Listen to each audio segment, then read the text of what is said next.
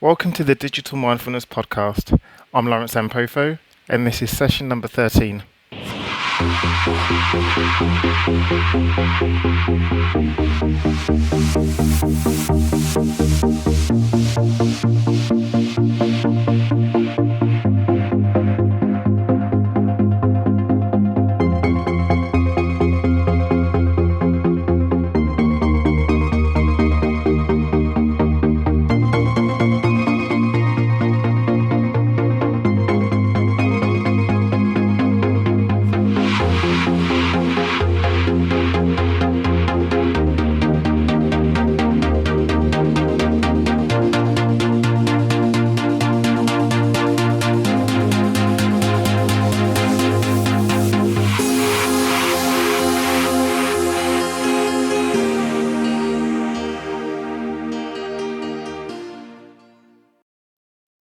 Welcome to the Digital Mindfulness Show, where every week we explore how we can live healthier and more meaningful lives in a digital age and in digital societies. Today, my guest is Klint Finley. Klint is a writer for Wired magazine and TechCrunch, as well as being one-third of the Mindful Cyborgs podcast, where he regularly speaks with people on topics such as meditation, computing, spirituality, biohacking, and others. While Klint generally writes about startups, emerging technology, and the Internet of Things, in this episode, we're going to speak about how people can start thinking more deeply about the ways in which they interact with digital technology. I hope you enjoy this episode. Great. So, Klint, thank you so much for joining the Digital Mindfulness podcast today. I'm absolutely thrilled and I can't wait to have this discussion today. I've been listening to Digital Cyborgs for a very, very long time, and I've been following your work of not only yourself, but of Chris and Sarah as well. But could you just share with the audience a little bit more about your history? How did you find yourself coming to be working on contemplative computing and mindful cyborgs? So I've been interested in, I don't know, I guess alternative spirituality or kind of alternative modes of thinking and being for a really long time. And so a few years ago, I just started getting, just I was really busy with work. I was feeling like I was in sort of a creative rut, and so I started feeling like I should probably start doing something like meditating. So I got interested in mindfulness around that time, and it didn't stick. Like I just didn't really keep doing it. It took a couple years before I was of kind of trying and failing before I really got into a regular meditation practice. And I still miss it a lot. I don't know. I'm definitely not the best, most dedicated person on this. But so I was getting interested in that for a number of years. And then it was around 2011 is when Alex Peng put out, I think, a draft of his paper on contemplative computing. And it really clicked with me because a big part of what had been frustrating me, I think, was the technologies that we use are essentially designed to constantly distract us. I mean, they're just anti-mindfulness devices for the most part. And so I started thinking more about what it would be like to kind of live in a world where our devices were actually meant to support a more mindful existence rather than constantly disrupt us, and think more about how to interact more mindfully with technology as opposed to just try to.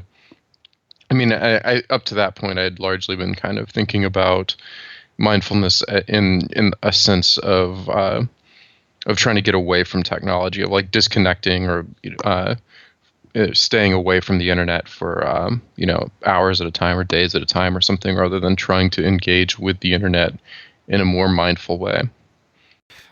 That's interesting, kind of looking at Alex Pang's paper, and because he wrote that years ago, so that that whole idea that that digital technology actually fragments our attention and that this has a negative impact on the quality of our lives and on our digital experiences. This wasn't really spoken about at any kind of popular level when he published that paper. So, what was your response to that when he wrote that? What was the response from, like I say, I Hmm. guess your peers and your colleagues? Well, I guess I wouldn't say he was necessarily the first person to be making those observations because uh, Nicholas Carr with The Shallows, I think, was also, and I think some other people probably before him, but I think that The Shallows, when that came out in 2010, that was a uh, I think the big popular book on the topic. But he was more focused on just kind of here's the problems, like here's uh, how the internet screws us up. So actually, I guess I was starting to think about this even before Peng's paper, because I remember writing a blog post called "Can We Build a Less Brain Damaging Internet?" and it was kind of inspired by The Shallows and some of the observations that he made in terms of how web pages were designed, or and the way that putting too many links on a page makes it harder to read a longer text, and some of that sort of thing. So I mean, the Shallows was in terms of how that was received, it was really controversial, and I think, unfortunately, I think even a lot of us who took it somewhat seriously, it didn't really get any traction in terms of actually changing anything. I mean, if you look at the web today as opposed to 5 years ago, everything um, that Carr wrote about, I think, has gotten worse. Uh, It's interesting you say that because on a lot of on a lot of your shows for Mindful Cyborgs, excuse me, um, you talk about the whole idea of awareness, and particularly public awareness of just what's going on online, or just what our digital the impact of our digital footprints might be. Like you've spoken about, for example, the Snowden effects and how it hasn't had the popular effect that it might have had, or things like algorithmic regulation, how people aren't very much, we're not aware of our siloed computing experiences, and you feel that that was very much the case where with Carr's book, with The Shallows and mhm. Pang's paper, etc. Yeah, I mean, I think Peng's paper just, it was an academic paper, and it didn't get a lot of traction outside of probably academia. That I'm not sure. I mean, I remember writing about it for Read Write Web when it was published, and kind of trying to get the word out there. And then, of course, he put out his book, The Distraction Addiction, and that's gotten him uh, a broader audience outside of academia, I think. But in terms of it actually, I think it's had an effect on people like me, who have, just try to apply some of those ideas to our daily lives. But in terms of changing the way mobile applications are built, or the way that websites are designed, I'm not sure it's had much of an impact. Though there are sites like medium.com that have tried to strip away a lot of distractions and kind of focus on just presenting content, but they don't really have any sort of they don't have any business model right now. So how long is that gonna last? I just don't know. Yeah. So I guess then, from reading these kinds of publications, and you're right, these, but the distraction addiction, the Shallows, All Alone Together, etc. They just really highlight what the problem is, as opposed to actually providing a clear framework of solutions. But were these the publications that led you on to things like Mindful Cyborgs, and to thinking about how mindfulness could be incorporated into everyday computing? Yeah, and well, and I guess that's the problem, is that no one really has, including me, like a really clear vision of what mindful computing would actually look like. When I've written about it before, I usually point to music composition software as being a really interesting example of software that is it's designed to really for the user to get really immersed into it, and a lot of it kind of takes over the rest of the UI of your computer, so it's almost like you don't have anything else running. It just sort of like goes full screen, and it has like its own. They have like their own native like window decoration, so it doesn't look like the dialog boxes and stuff don't look like a normal Windows or Mac window like within the program. So it's like you go into this alternate dimension inside of your computer where you can sort of just really focus on what you're doing. And Ableton Live in particular, I've mentioned because it has this sort of like improv mode that's where you can kind of just play and explore and let your mind wander. Because that's one of the things that Pang talks about is like this idea of that it's not just about relentless focus either, but of being able to let your mind wander. I don't know, it's almost a contradiction there of being able to let your mind wander without being distracted, but just being able to let your mind go where it wants to go without having a pop-up window like demand your attention all of a sudden. So being able to daydream without being interrupted is actually a weirdly difficult thing to do these days. It is. It's incredibly difficult, and he actually does talk about that element of being able to daydream and letting your mind wander as the precursor to solving really complex problems or to, really impactful creativity. So yeah. Anyway, so your journey to Mindful Cyborgs. Right. So I guess had all those interests, and then so I met Chris Dancy at a conference called Cyborg Camp, and he was just kind of showing me some of the crazy stuff he was doing with his calendar and all his tracking devices and stuff. And he was like, "Hey, you should write about this for Wired." So I said, "Okay." And so after the event, we had I interviewed him for about an hour.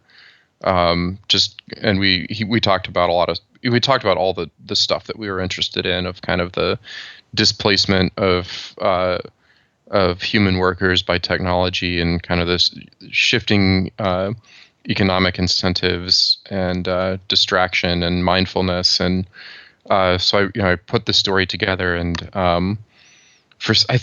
he was working for BMC at the time, and so then after we published the story, BMC reached out, like BMC's PR people reached out to Wired's PR people, like just totally without Chris or I even knowing anything about it. And they were like, "Why don't we do this? Do like an online video conference or something between Chris and Klint?" And so then, I know his people and my people came back to each of us and asked us if we wanted to do it, and we said okay.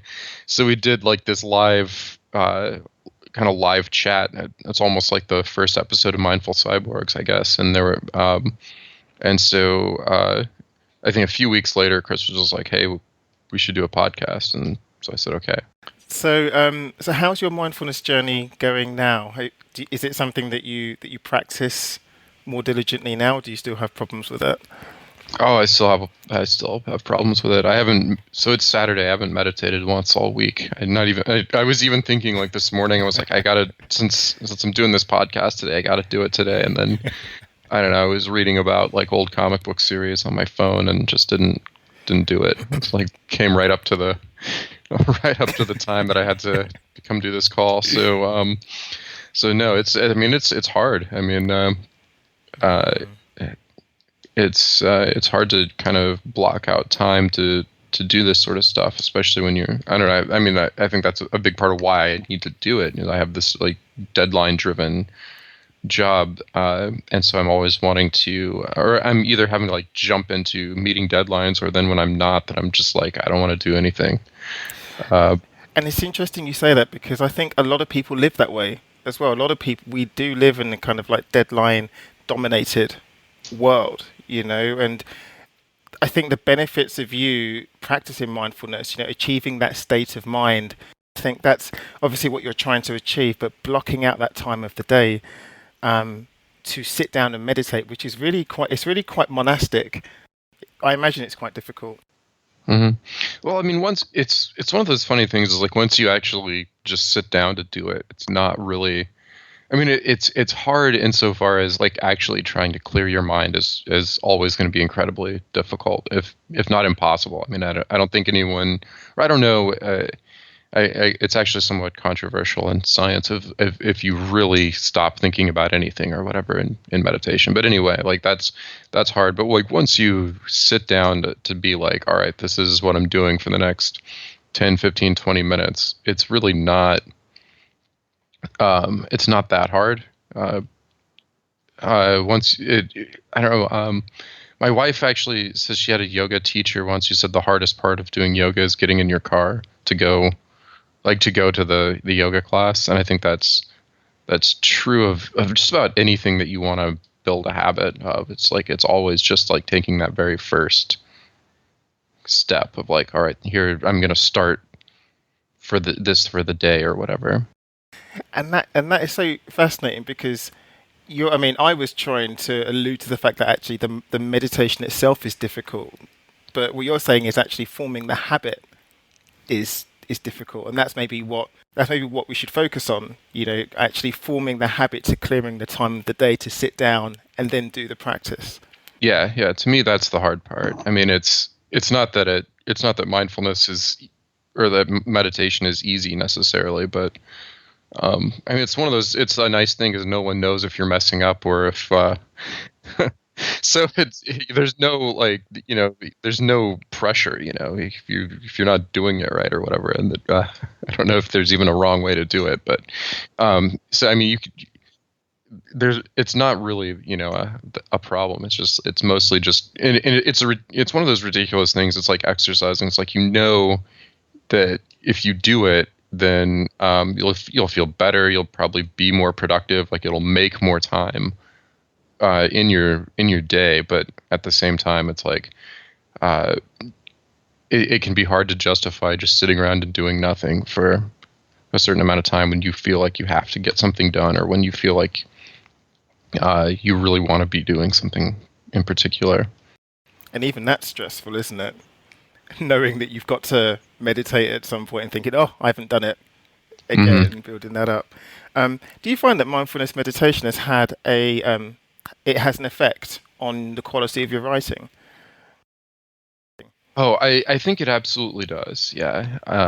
I think it well even more so than that. I think I'm more productive, though I'm always cautious to recommend it as a productivity tool because I think in some ways sort of defeating the purpose of it. But yeah, I think it definitely does help me in my work. So that's interesting. So you'd kind of almost advocate it for a kind of what do you call it? Almost like a biohacking tool. Well, I would I actually I try to avoid that. I would rather like kind of tell people. I don't know. I mean, it works that way, yes, for me at least. But I'm hesitant to talk about it in that way because I feel like it's sort of I don't know. I don't like the idea of thinking about it as a productivity tool or as a biohacking tool, as a tool at all, really, because it's I don't know. Uh, a few other people have written about this. Uh, Eugenie Morozov, kind of most bombastically, of this idea of kind of corporations promoting uh, meditation as it's this way to kind of squeeze more productivity out of their workers, and so I think it's worth um, thinking about that and thinking about why you're doing it. I mean, for me, it's I, I I mean, I try to do it more to reduce like a certain amount of, I guess, psychic stress on my life and try to kind of get away from work and a lot of that sort of thing. And it has the side effect, I think, of making me more productive at work. But I don't like thinking about it and as a means to that particular end, if that makes sense. Yeah, yeah, that does. So then, Clint, what does it mean then to be a mindful cyborg? I don't know. I've messed with this a lot. Yeah, like probably like all your questions are like, Clint, what is this? And I'm like, I don't know. I don't know. What are you asking me for? I feel like every time I get interviewed for anything, it's like that. Um, I mean, I think there's kind of uh, like we're all mindful cyborgs, like no, except for people who are maybe in comas. I don't know. I mean, it's like you can't really. No one's fully mindless, right? So, and then everyone is a cyborg because we're all fully, interact, embedded in technology in this world. So I think in a big way, it's just about trying to become more mindful of a cyborg rather than become a mindful cyborg at all. So everyone listening to this, you're already a mindful cyborg. So the trick is to just become more and more aware. So I think that's the big thing to me is awareness. So just really uh, thinking about uh, how you're interacting with technology, how that's affecting other people. I think that's one of the things that kind of gets missed a lot is if you're when you're on Twitter, if you're on Facebook, if you're publishing things online, think about how is this going to affect somebody else on the other end, on the receiving end? Like, is this wasting their time? Is this just going to get them angry for no reason? And there's and I'm certainly not trying to say that you shouldn't publish things that are going to make people angry, but just think about if there's really any point to it. I think there's a lot of just meaningless chatter that goes online, and or it's just something people putting things out just to promote themselves that aren't really going to help anybody. You kind of think about that. Think about how you're engaging with the digital world. You can do at least a small bit of good to everyone else. I really like that. I really like that that definition you've just given because a lot of times I think when I speak to people about this whole concept of digital mindfulness, people immediately link that to some kind of spirituality or to meditation. When actually what I'm referring to is the quality of mind that they bring to their digital experience. So exactly what you've just said. Mhm. Like it literally is like some people might say, how can you bring more awareness to your digital experience? I think it is really thinking about the larger picture. Actually, when I go online, like, is this a good experience for me or a bad experience? What effect, what is the effect of what I'm going to put online on the other person or people that might read it? Um, and that does, I think, enable you to think about your digital interactions in another way, in different ways. Um, and I think this whole thing about just being more, being thinking more, being more aware of our interactions with these digital technologies, I think is absolutely crucial. Yeah, I mean, I talked a lot about mindfulness or about meditation so far, but I think it's a lot about a lot more. And meditation doesn't have to be sitting still and clearing your brain or whatever Exactly. for an hour. I mean, I do that form of meditation, but there's other forms, there's other approaches, and I think it does, and I think that meditation helps with being aware of other things. Like it's sort of brain training to help you become more aware and more mindful of other things. That's a big part of why I talk about that, but and do that personally. But it's not just about sitting still for an hour or whatever. It's kind of what you're able to bring back from that experience and apply to the rest of your daily life. Absolutely. So Clint, with regards to Mindful Cyborgs, you're up to well over 60 episodes now, so Hmm. congratulations Thanks. for that. And you've spoken to so many people over time, and you've spoken about these incredible ideas. How have your perspectives and beliefs with regards to the way that people interact with technology, how have they shifted over time into with regards to, I guess, how human beings can live well in a digital and Hmm. digitized society? So I don't know that my perspective has changed a lot since we started the podcast a little over 2 years ago, um, which maybe speaks poorly of me if I haven't if I've done all these episodes and haven't changed my mind much. But I think at least some things have become more clear to me, like thinking about um, more of how these things operate at more of a societal level or a social level beyond the individual sphere. So that kind of comes back to encouraging people to think about what they're putting out there into the web or into the world, uh, as opposed to just kind of thinking about mindfulness or meditation as like a personal self-improvement tool, but try to think about it as uh, you know at at the entire uh, the entire web, or think about it as the entire society that is kind of designed around uh, I don't know, extracting value out of individuals. So on the one hand, yes, like meditation can be like a coping tool for living in the modern world, but I would like it to also be a part of how people uh, think about changing the world, whether that's through like social activism or whether that's just through making, designing web applications in a different way.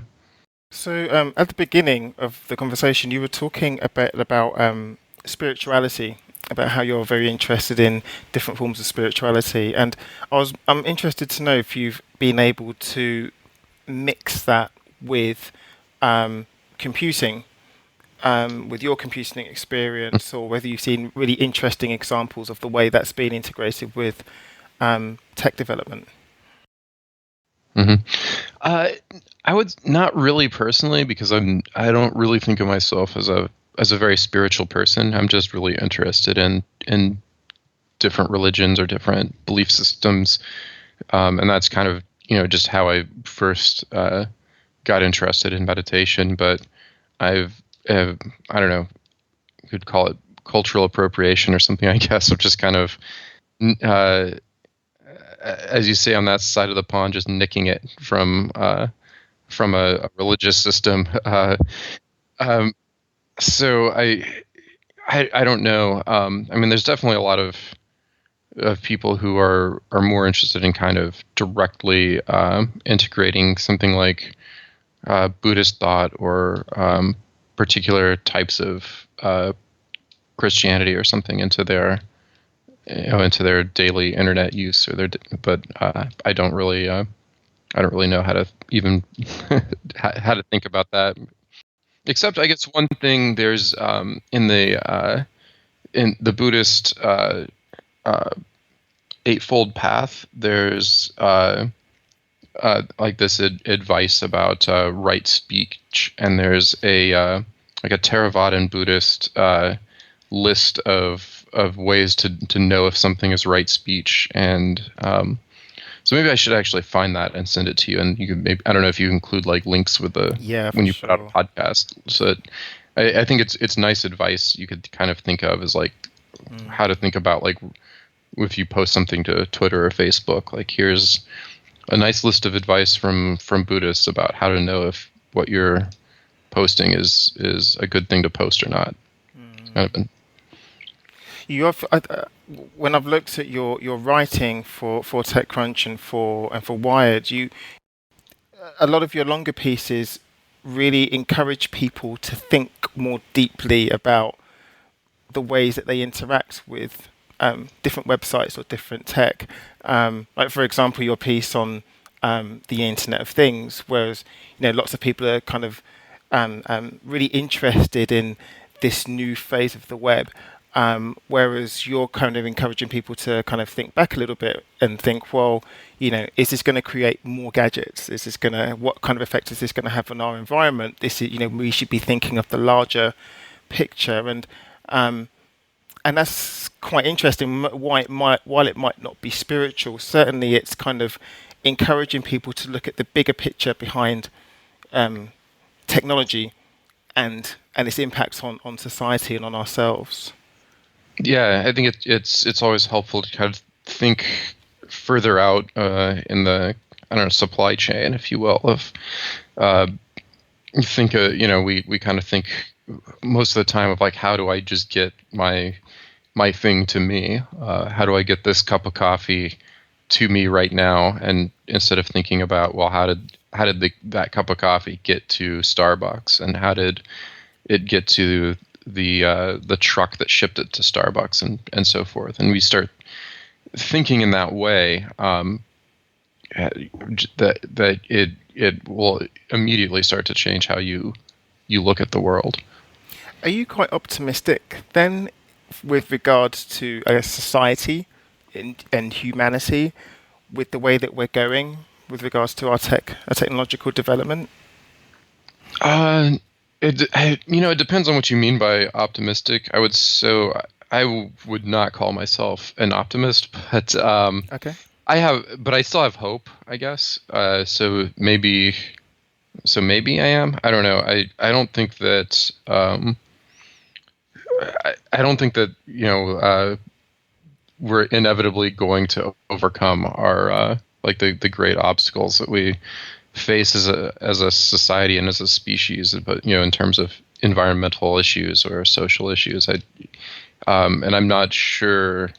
It's hard to tell at this point if we're on the right if we're headed in the right direction or not. I think that we could potentially pull this off still, but I think that there are huge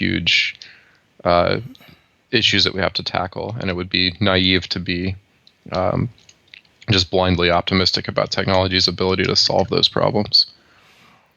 Okay. So, could you give an example about that then? Because Well, I mean, an easy one, just like a big problem, is global warming, climate change, and just the way that's we're affecting so many things. It'll affect crops. It'll affect rainfall. It will affect sea level in so many places. So, what do we do to solve that? I mean, people talk about different things of better irrigation systems or desalination to solve the water problem, and bioengineering or moving crops to other places to solve that, or doing really big, crazy geoengineering projects to try to cool the earth.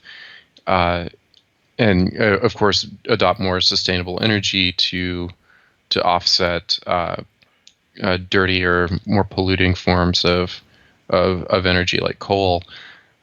So the question is just, can we pull all this stuff off in time? And I think there's kind of this, for some people, there's this like, well, yeah, of course, because humans are brilliant and we are good at innovating and everything.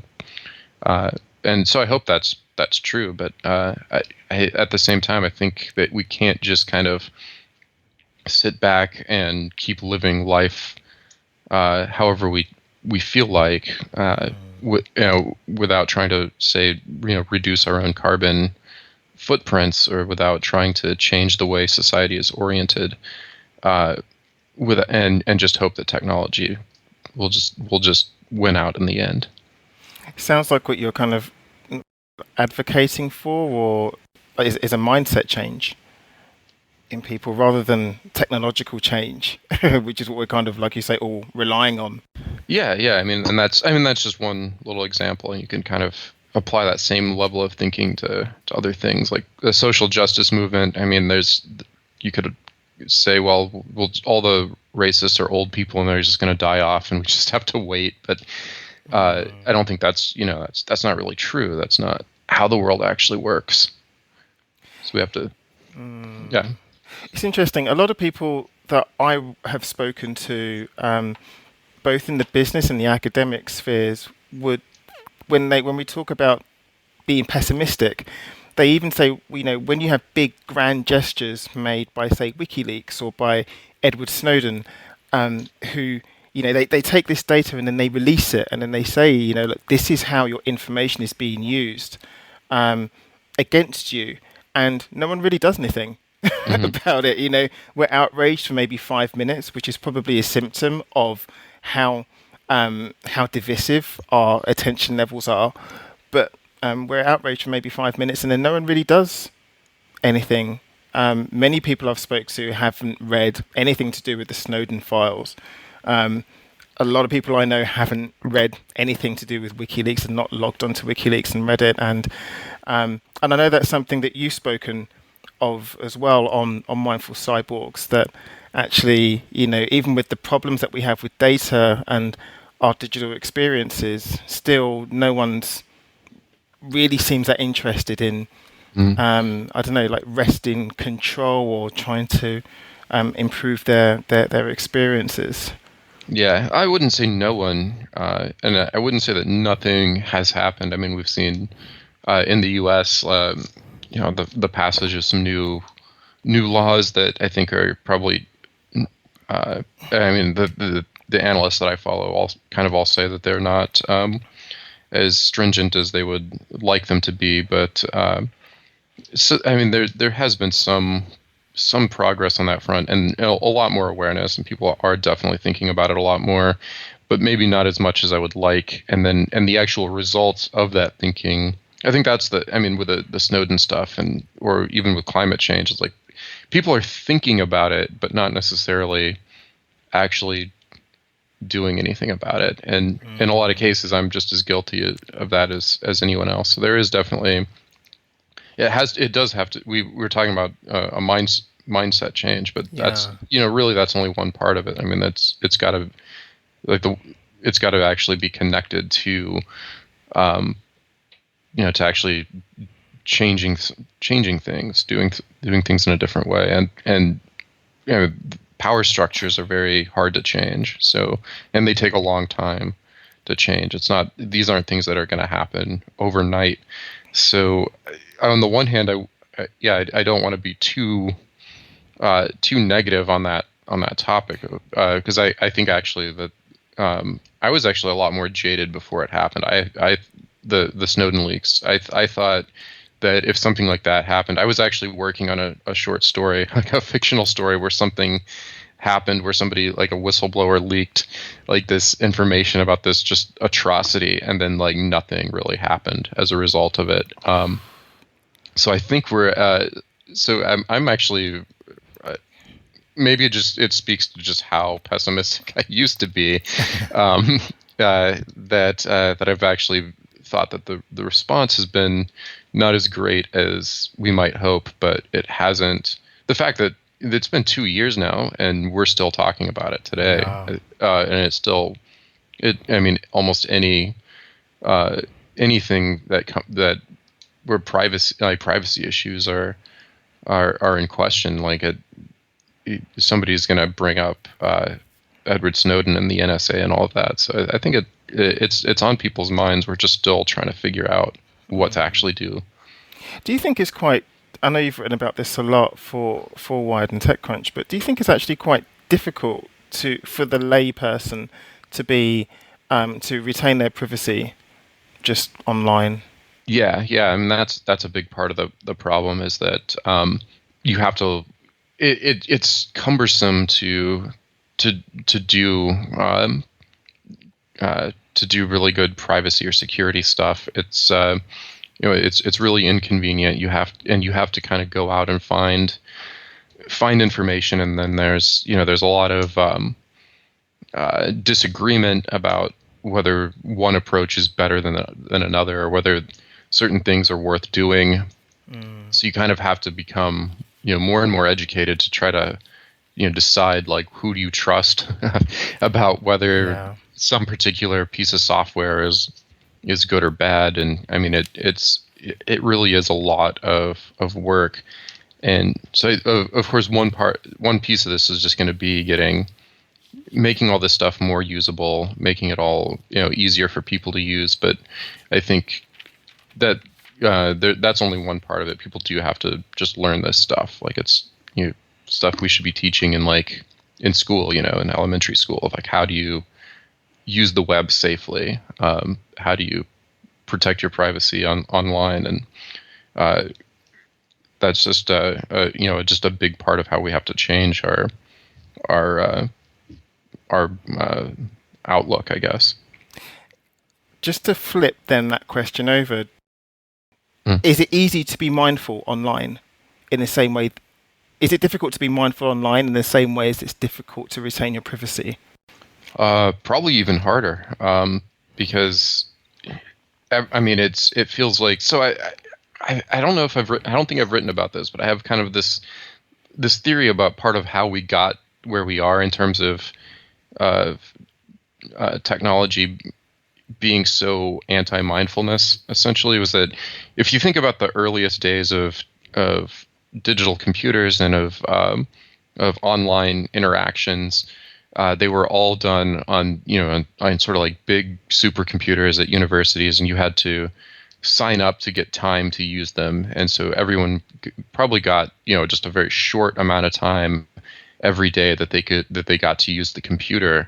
And so when you start to get to some of the earlier commercial computing systems, you got maybe it was like it was a BBS or it was AOL or something. You got like an hour a day, so there was this need to make that 1 hour super compelling, so you would keep coming back. And we are still sort of based on that model of trying to get people to come back online because we're desperately afraid of them leaving. But but now we're in a world where we can't actually leave. Where the online world is with us in our pockets all the time. It's not like we're just gonna go a month without going on the internet anymore. It's just not something that's gonna happen. But our technology is still kind of designed around this idea of like this, I don't know, like Las Vegas casino kind of design of like just keep people constantly engaged and coming back. And some of that's not due to the historical reasons, I guess, because there is like a fear that you're gonna if for a particular service like Facebook, like that you're not going to come back to it. But our entire like everything we know about designing services in the web kind of comes out of this this idea of just keep people coming back to it constantly, and so it really is based on trying to interrupt people or get people to divide their attention up between different things so that you can kind of keep them coming back. So advertisements that are trying to grab your attention, and notifications that tell you that you've got a new message or something. Just as this constant fear that somebody's might just not keep coming back to your service or whatever. What would you recommend? What are the 3 things that you'd recommend to the audience that they can do right now that can improve or enhance their experiences with digital technologies? 3 things. All right. Somebody else asked me something like this, and I couldn't come up with very many things. Okay. Yeah. So, the thing I keep mentioning is just every time you think before you post. Basically, think before you send an email. Think before you upload a video. Like think about whether that's what you're doing is a good use of somebody else's time. So that's the first thing. It's like the more you respect other people's time, the more hopefully they'll respect yours. So a second thing, I would say, think about what you might, what you're not doing when you're spending time online, and think about what else you might want to be doing. Because there might, for some people, maybe what they really want to spend all their time doing is going on Facebook or YouTube, and that's fine. But I think for a lot of people, just we have this sense that we're wasting a lot of time online, but we don't necessarily know what we want to be doing instead. And it's easier to do the things that you want to be doing instead if you know what they are. If you kind of have a sense of what you want to be, how you want to be spending your time. So that doesn't necessarily mean scheduling out like I'm going to spend this much time online, I'm going to spend this much time exercising, I'm going to spend this much time with my family. But just having a prioritization in your head of like what are the important things to do with my time. I think that'll make it easier, and think also like what do you want to actually get out of. Or so then the third thing would just be when you are using technology, when you're using your phone, when you're using your laptop, your tablet, whatever it is, just try to keep in mind what your goals for using that are. Is it you're just trying to kill time for a little bit? If so, that's fine. If you're trying to retrieve a particular piece of information, try to keep that in mind and not get sucked into distractions, and you'll generally be a little bit happier with the result. It'd be really interesting to know your opinion on virtual reality and whether you think that this will, again, provide these digital experiences with a more mindful quality. And I guess the secondary question from that is because virtual reality is, I guess, engaging with another sensory input. Do you think that kind of we're moving towards like whole body computing? So I think, I mean, it would be easy for it to go the exact opposite direction. I mean, if you're putting on a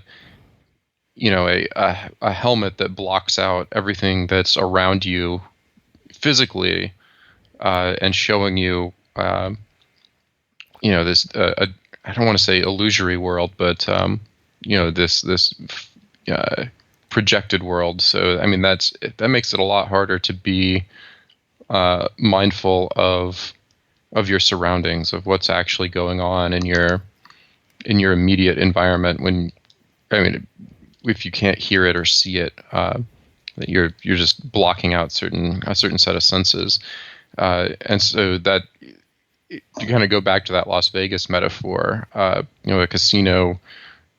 There's some famous design patterns there where there's no windows, so you can't see how much time is passing, or they make it hard to see the exits, so that you're more likely to stay inside longer. Those types of things are going to be much easier to do in a virtual world, so that. And it's going to depend a lot on what types of things people choose to use, and like augmented reality stuff, like the Google or like Google Glass or the Microsoft HoloLens, that adds a layer to your environment. So that's interesting. I wonder what if, on the one hand, that could be just more distractions, like pop-ups on your glasses all day long or whatever. But I mean, there's interesting possibilities there in terms of just trying to guide your attention or remind you to be mindful or something like that. So or point out things that you might have missed. I think that there's some interesting things there. And but as far as creating really of that fully immersive virtual reality, that could be more mindful. I'm sure there's some possibilities there, but my mind, just immediately goes to the bad things, the less preferable possibilities. But so Klint, where can people find out more about you and your work? So I've got a website, klintfinley.com, that has a little bit of, it kind of can point you in the direction of some of the different stuff. I'm on Twitter, though I've been kind of been there less lately. I've got a mailing list that I haven't sent anything to yet because I just sort of divested myself of my old blog and handed that over to someone else. So I haven't really started doing anything with it yet, but if anyone's interested, there's a sign-up form at klintron.com. Right. And I don't know what I'm going to do with that mailing list yet, but if you want to find out, put your email address in it. Fantastic. Klint, thank you so much for spending time with us today. I've learned so much, and I could keep this conversation going for ages, but thank you so much for being with us, and I really appreciate it. Thanks again for having me on. I'm really glad that this is happening. I hope you enjoyed that episode. Thinking about how virtual reality and augmented reality can lead to embodied computing was absolutely fascinating. Also, listening to Clint tell us about the different ways that people can think for themselves more deeply about the nature of their digital interactions definitely gave me a clearer perspective. As always, if you like the show, please leave a review for us and stay tuned for some very exciting announcements we have coming up in the next few episodes. Until next time, take care.